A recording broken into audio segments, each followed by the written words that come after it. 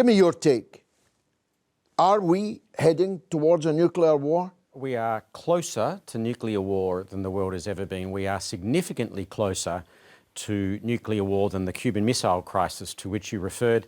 The Cuban Missile Crisis would have required Khrushchev and Kennedy to lose complete faith in the discussions between each other.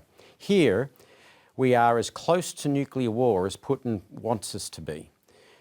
Yes, he could deploy tactical weapons, as could Western governments.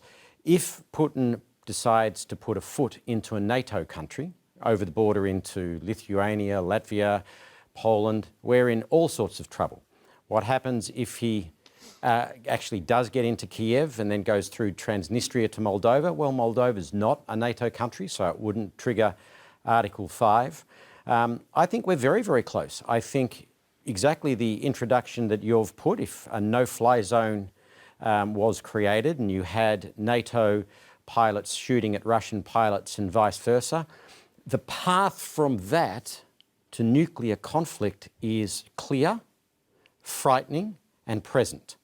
And at some point, I'm looking at the airline routes and wondering, when do I jump on a plane and go back to Australia? Having just escaped the prison island for COVID to come back here, we are in the most scary time in not only my lifetime, but yours too, George. Yes, I think that's a perfect summary. People my age, you're a bit younger than me, but even people your age, lived through the 1980s when nuclear weapons were being placed on European soil and when Soviet fears were of an offensive being launched by the West, and the whole question of cruise and Pershing missiles was on everyone's lips, if not on their lips, at least in the back of their mind. And it was on the lips of millions of people on the streets in demonstrations and so on. This time it isn't. Why?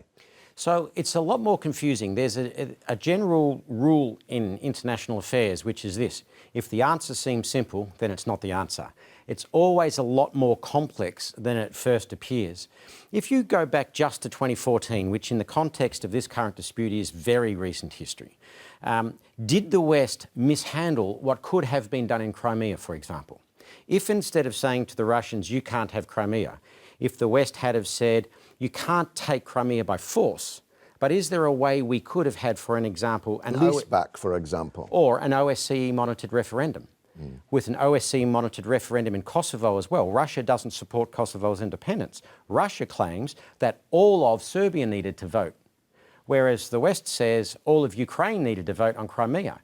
Yet we only had Scotland voting in their referendum more or less at the same time. Unfortunately, I don't know if you agree with me, I wish Scotland had have become independent. Not me, no. I don't like countries breaking. Right.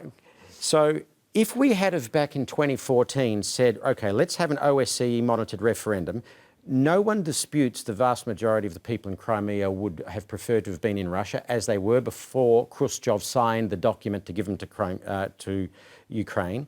No one disputes that Kosovo would want its independence. If we had two monitored referenda, Crimea would have joined Russia, Russia won one, Kosovo would have got its independence, Russia lost one, we win one, you win one. Let's now move on to the much more important issue, as it was at the time.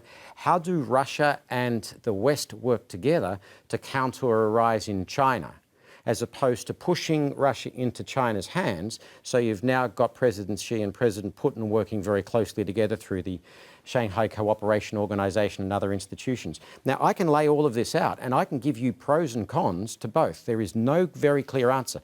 But I think we mishandled 2014. I think we have underestimated the Rostov-on-Don line, which is a line basically from St. Petersburg to Rostov-on-Don. Whenever Russia is pushed that far east by Napoleon, by Hitler, now by us, Russia pushes back. Whenever Russia gets to Germany, the West pushes back. And we've seen this over centuries. And what's really playing out here is the dominance into Ukraine so upset the Russians had to respond, but that's not a justification to violently invade another country and target civilians and hospitals. So you've got right and wrong on both sides on this one. So we are in a very precarious situation because people are cherry-picking the parts of history that make their case, and we are in a very, very dangerous time. It sounds like a considerable failure in statecraft. It would have been better if you were at the top table, I think.